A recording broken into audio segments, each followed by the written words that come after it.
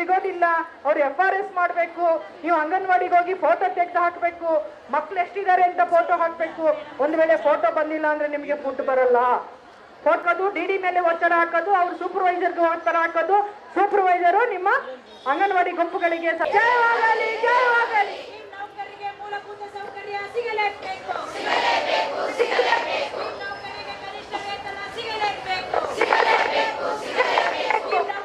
ಸರ್ಕಾರಿ ನೌಕರರೆಂದು ಪರಿಗಣಿಸಬೇಕು, ಕೊಡಲೇಬೇಕು ಕೊಡಲೇಬೇಕು. ಕನಿಷ್ಠ ಕೂಲಿ ಕೊಡದ ರಾಜ್ಯ ಹಾಗೂ ಕೇಂದ್ರ ಸರ್ಕಾರಕ್ಕೆ ಧಿಕ್ಕಾರ ಧಿಕ್ಕಾರ ಧಿಕ್ಕಾರ.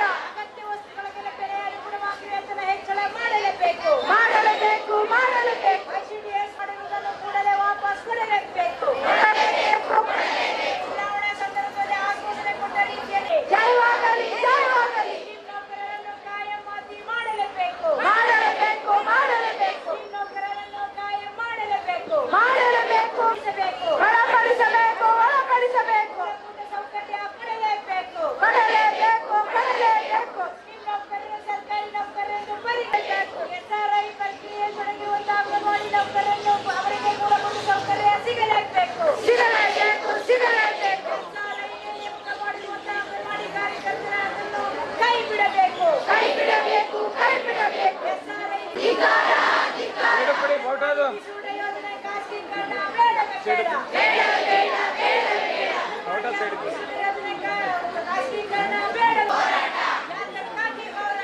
ನ್ಯಾಯಕ್ಕಾಗಿ ಹೋರಾಟ ಎಲ್ಲಿಯ ತನಕ ಹೋರಾಟ ಬೇಕೇ ಬೇಕು ಬೇಕೇ ಬೇಕು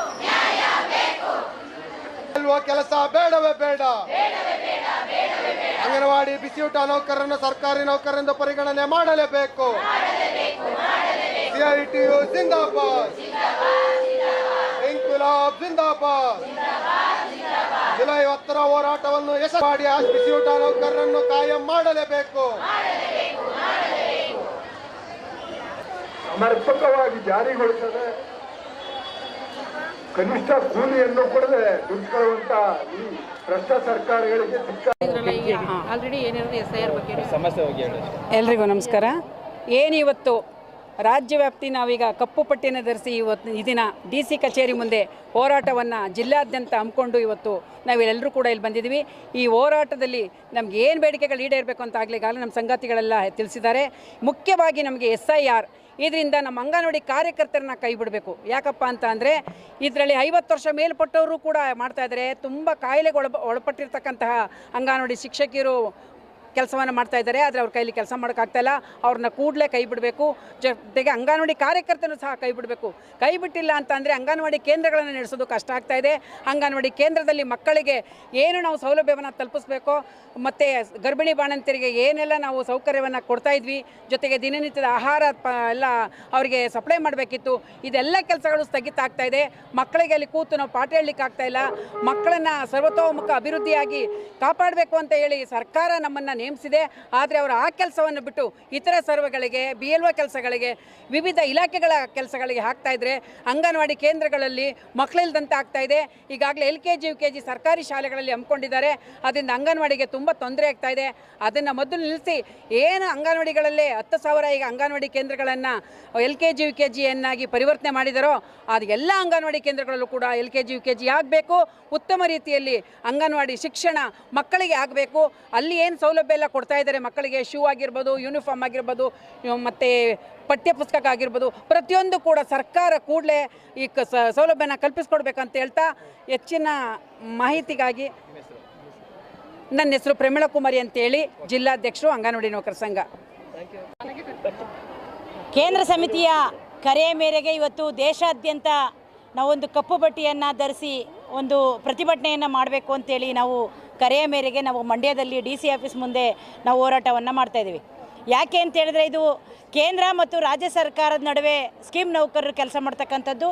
ಇವತ್ತು 2018ರಿಂದನೂ ಕೂಡ ಇಲ್ಲಿಯ ತನಕ ಬಿಸಿಯೂಟದವ್ರಿಗಾಗಲಿ ಅಥವಾ ಅಂಗನವಾಡಿಯವ್ರಿಗಾಗಲಿ ಯಾವುದೇ ರೀತಿಯಾದಂತಹ ಹಣ ವೇತನವನ್ನು ಹೆಚ್ಚಳ ಮಾಡದಿರ್ತಕ್ಕಂಥದ್ದು. ಈಗ ಹಿಂದೆ ಮಾಡಿದಂಥದ್ದು 2018ಕ್ಕೆ ಮುಂಚಿತವಾಗಿ 2,700 ರೂಪಾಯಿ ಅಂಗನವಾಡಿಯವ್ರಿಗೆ ಮತ್ತು ಬರೀ ಕೇವಲ 600 ರೂಪಾಯಿ ಬಿಸಿಯೂಟ ನೌಕರಿಗೆ ವೇತನ ಹೆಚ್ಚಳ ಆಗಿದ್ದಂಥದ್ದು. ಆದರೆ ಇಲ್ಲಿ ತನಕನೂ ಕೂಡ ವೇತನವನ್ನು ಯಾವುದೂ ಕೂಡ ಯಾವುದೇ ಸೌಲಭ್ಯ ಇಲ್ಲದೇ ಇವತ್ತು ಬಿಸಿಯೂಟ ನೌಕರರು ಕೆಲಸವನ್ನು ಮಾಡ್ತಕ್ಕಂಥದ್ದು. ಮತ್ತು ಸಾಲದಕ್ಕೆ 44% ಅನುದಾನವನ್ನು ಕೂಡ ಇವತ್ತು ಬಿಸಿ ಊಟ ಯೋಜನೆಗೆ, ಅಂಗನವಾಡಿನ ಯೋಜನೆಗೆ ಕಡಿತ ಮಾಡಿರ್ತಕ್ಕಂಥದ್ದು. ನಾವು ಒಂದು ನಿರೀಕ್ಷೆ ಇದ್ವಿ. ಕಳೆದ ಡಿಸೆಂಬರ್ 1 ಮತ್ತು 2ನೇ ತಾರೀಕು ನಾವು ಹೋರಾಟವನ್ನು ಮಾಡಿದ್ವಿ ಇದೇ ಕಚೇರಿಯ ಮುಂದೆ. ಹಗಲು ರಾತ್ರಿ ಹೋರಾಟವನ್ನು ಮಾಡಿದ್ವಿ. ಆ ಹಗಲು ರಾತ್ರಿ ಹೋರಾಟ ಮಾಡಿದ ಭಾಗವಾಗಿ ಕೇಂದ್ರ ಸಚಿವರಾದಂಥ ಕುಮಾರಸ್ವಾಮಿ ಅವರು ನಮ್ಮನ್ನು ಮಾತುಕತೆ ಕರೆದ್ರು ದೆಹಲಿಯಲ್ಲಿ.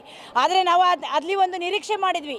ಏನದು ಅಂತ ಹೇಳಿದ್ರೆ, ಈ ಕಳೆದ ಬಜೆಟಲ್ಲಿ ಅಂಗನವಾಡಿ ಬಿಸಿಯೂಟ ನೌಕರರಿಗೆ ವೇತನ ಹೆಚ್ಚಳ ಆಗುತ್ತೆ ಅನ್ನುವಂಥ ನಿರೀಕ್ಷೆಯೂ, ಒಂದು ಭರವಸೆಯೂ ಕೂಡ ಅಲ್ಲಿ ಆ ಒಂದು ಮಾತುಕತೆಯಲ್ಲಿ ಕೊಟ್ಟಿದ್ದಂಥದ್ದು. ಆ ಭರವಸೆ ಎಲ್ಲವೂ ಕೂಡ, ಆ ನಿರೀಕ್ಷೆ ನಮಗೆ ಸುಳ್ಳಾಗಿರ್ತಕ್ಕಂಥದ್ದು.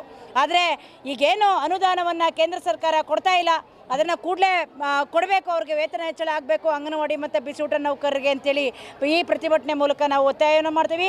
ಮತ್ತು ಈಗೇನು ಪೋಷಣ್ ಟ್ರ್ಯಾಕ್ ಅದು ಕೂಡ ಇವತ್ತು ಅದಾಗಿ ಆ ಒಂದು ಯೋಜನೆ ಬಂದು ಅಂಗನವಾಡಿ ನೌಕರರ ಮೇಲೆ ಭಾರಿಯಾದಂಥ ಒತ್ತಡವನ್ನು ಏರ್ತಾ ಇದೆ ಇವತ್ತು ಸರ್ಕಾರ.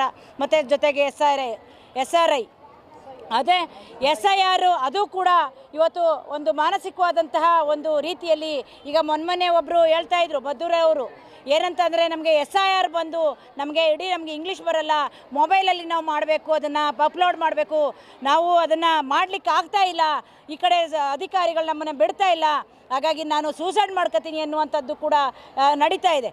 ಈ ರೀತಿಯಾದಂತಹ ಒತ್ತಡವನ್ನು ಸರ್ಕಾರ ತರಬಾರ್ದು. ಕೂಡಲೇ ಇದನ್ನು ನಿಲ್ಲಿಸಬೇಕು, ಈ ಪ್ರಕ್ರಿಯೆಯನ್ನು ಬೇರೆ ಯಾರಿಗಾದ್ರೂ ನೇಮಿಸಿ ಇದನ್ನು ಒತ್ತಡವನ್ನು ಕಡಿಮೆ ಮಾಡಬೇಕು ಅನ್ನುವಂಥದ್ದು ಒಂದು ಇದರಲ್ಲಿ. ಮತ್ತು ನಮ್ದು ಈಗಾಗಲೇ ಮಹದೇವಪುರದಲ್ಲಿ ಬಿಸಿಯೂಟ ಯೋಜನೆ ಮಾಡಬೇಕು ಅಂತೇಳಿ ಅಕ್ಷಯ ಪಾತ್ರೆ ಯೋಜನೆಯನ್ನು ಮನೆಯನ್ನು ಕಟ್ಟಿ ನಿರ್ಮಾಣ ಮಾಡಿದ್ದಾರೆ. ಬೃಹತ್ ರೀತಿಯಲ್ಲಿ ಒಂದು ದೊಡ್ಡ ಮಟ್ಟದ ಇದನ್ನು ಮನೆಯನ್ನು ಕಟ್ಟಿ ನಿರ್ಮಾಣ ಮಾಡಲಿಕ್ಕೆ ಅಂತೇಳಿ ಕಳೆದ ವಿಧಾನಸಭೆ ಲೋಕಸಭಾ ಸದಸ್ಯರಾದಂಥ ಸುಮಲತಾ ಅವರು ಅದನ್ನು ಉದ್ಘಾಟನೆ ಮಾಡಿ ಹೋಗಿದ್ದರು. ಯಾಕೆಂದರೆ ಇದು ಮಂಡ್ಯ ಜಿಲ್ಲೆ ಒಳಗಡೆ ಬಿಸಿಯೂಟವನ್ನು ನಾವು ಈ ಅಕ್ಷಯ ಪಾತ್ರೆ ಯೋಜನೆಯಲ್ಲಿ ಕೊಡ್ತೀವಿ ಅಂತೇಳಿ ಅದನ್ನು ನಾವೆಲ್ಲ ಹೋರಾಟ ಮಾಡಿ ಅದನ್ನು ತಡೆ ಹಿಡಿದು ಇಲ್ಲಿ ತನಕನೂ ಕೂಡ ನಾವು ನಿಲ್ಲಿಸಿದ್ದಂಥದ್ದು.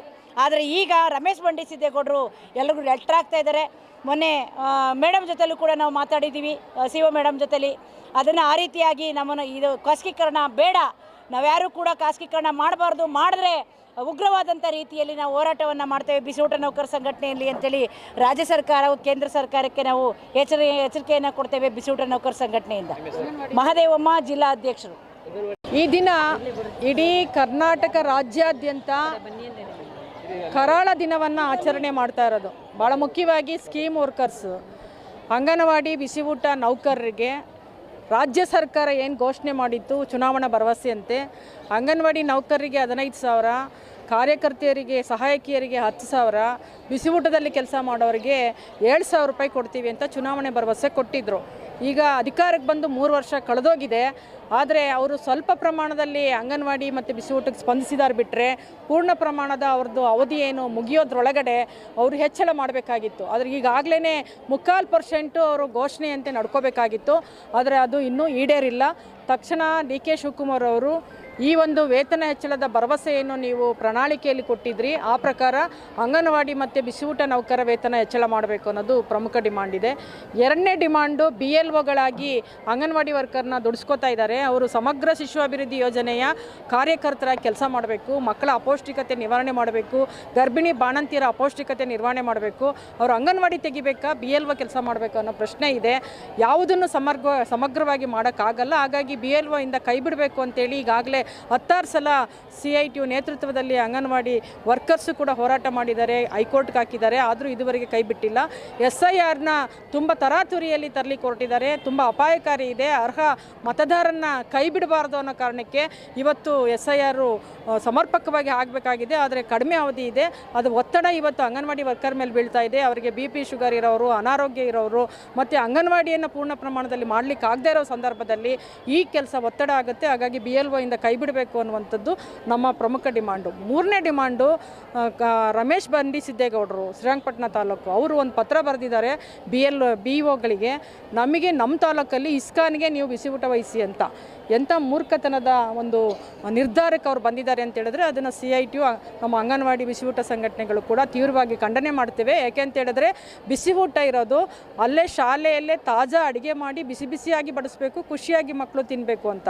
ಇವರು 3 ಗಂಟೆ ರಾತ್ರಿಯಲ್ಲಿ ಬೇಯಿಸ್ಕೊಂಡು ಬಂದು ಅಲಸಿದ್ದನ್ನು ತಂದು ಮಧ್ಯಾಹ್ನ ಕೊಡ್ತಾರೆ ಅಂತ ಹೇಳಿದ್ರೆ ಒಬ್ಬ ಶಾಸಕರು ಅವರು ಅದು ಅಲಸಿದ್ದು ತಿಂತಾರ? ಮಕ್ಕಳ ದೃಷ್ಟಿಯಲ್ಲಿ, ಮಕ್ಕಳ ಆರೋಗ್ಯದ ದೃಷ್ಟಿಯಲ್ಲಿ, ಶಾಲಾ ಹಾಜರಾತಿ ಹೆಚ್ಚಳದ ದೃಷ್ಟಿಯಲ್ಲಿ ಬಿಸಿಯೂಟವನ್ನು ಖಾಸಗೀಕರಣ ಮಾಡಲಿಕ್ಕೆ ಇವರು ಹೊರಟಿದ್ದಾರೆ ಅಂದರೆ ಇಸ್ಕಾನ್ ಜೊತೆ ಇವರು ರಾಜಿ ಆಗಿದ್ದಾರೆ, ಇಸ್ಕಾನ್ ಲಾಬಿಗೆ ಮಣಿದಿದ್ದಾರೆ. ಶಾಸಕರು ಈ ಕೂಡಲೇ ಅವರ ಪತ್ರ ವಾಪಸ್ ತಗೋಬೇಕು, ಯಾವ ಕಾರಣಕ್ಕೂ ಬಿಸಿಯೂಟವನ್ನು ಇಸ್ಕಾನ್ಗೆ ಕೊಡಬಾರ್ದು ಅಂತೇಳಿ ಆಗ್ರಹಿಸ್ತೇವೆ. ಹಾಗೆಯೇ ಇವತ್ತು ಗ್ರ್ಯಾಚ್ಯುಟಿ ಮತ್ತು ಎಲ್ಲ ಪ್ರಶ್ನೆಗಳು ಇದ್ದಾವೆ, ಅದರ ಬಗ್ಗೆ ನಾವು 16 ಡಿಮಾಂಡ್ಗಳನ್ನ ಇಟ್ಟು ನಾವಿಲ್ಲಿ ಮನವಿಯನ್ನು ಕೊಡ್ತಾ ಇದ್ದೀವಿ. CITU ನೇತೃತ್ವದಲ್ಲಿ ನಡೀತಾ ಇರುವ ರಾಜ್ಯವ್ಯಾಪಿ ಹೋರಾಟ ಯಶಸ್ವಿ ಆಗಬೇಕು, ಸರ್ಕಾರ ಸ್ಪಂದಿಸಬೇಕು. ಇವತ್ತು ICDS ಮತ್ತು ಬಿಸಿಯೂಟಕ್ಕೆ ಕೇಂದ್ರ ಸರ್ಕಾರ ಕಳೆದ 2015-18ರಿಂದನೂ ವೇತನ ಅನುದಾನಗಳನ್ನ ಕೊಡ್ತಾ ಇಲ್ಲ, ವೇತನವನ್ನು ಹೆಚ್ಚಳ ಮಾಡ್ತಾ ಇಲ್ಲ, ಕೊಡೋ ಅನುದಾನದಲ್ಲೂ ಕೂಡ ತುಂಬ ಕಡಿಮೆ ಅನುದಾನ ಕೊಡ್ತಾ ಇದ್ದಾರೆ. ಇವರಿಗೆ ಮಕ್ಕಳು ಮುಖ್ಯ ಆಗೋದಾದರೆ, ಗರ್ಭಿಣಿ ಬಾಣಂತಿಯರು ಮುಖ್ಯ ಆಗೋದಾದರೆ ಅವರು ವೇತನದ ಜೊತೆಗೆ ಅನುದಾನವನ್ನು ಕೊಡಬೇಕು, ವೇತನವನ್ನು ಹೆಚ್ಚಳ ಮಾಡಬೇಕು ಅಂತೇಳಿ ಮೋದಿ ಸರ್ಕಾರಕ್ಕೆ ನಾವು ಆಗ್ರಹಿಸಿ ಮನವಿಯನ್ನು ಕೊಡ್ತಾ ಇದ್ದೀವಿ. ಸರ್ಕಾರದ ಮೇಲೆ ಈ ಒತ್ತಡವನ್ನು ತರಲಿಕ್ಕೆ ರಾಜ್ಯವ್ಯಾಪಿ ನಡೀತಾ ಇದೆ. ಇದು ಸಹಸ್ರಾರು ಸಂಖ್ಯೆಯಲ್ಲಿ ಬೀದಿಗಿಳಿದು ಇವತ್ತು ಕಪ್ಪು ಬಟ್ಟೆಯನ್ನು ಪ್ರದರ್ಶನ ಮಾಡುವ ಮೂಲಕ ನಮ್ಮ ಹಕ್ಕೊತ್ತಾಯವನ್ನು ನಾವು ಈ ಬೇಡಿಕೆ ದಿನವಾಗಿ ಆಚರಿಸ್ತಾ ಇದ್ದೀವಿ. Thank you. ಮಾತಾಡಿ.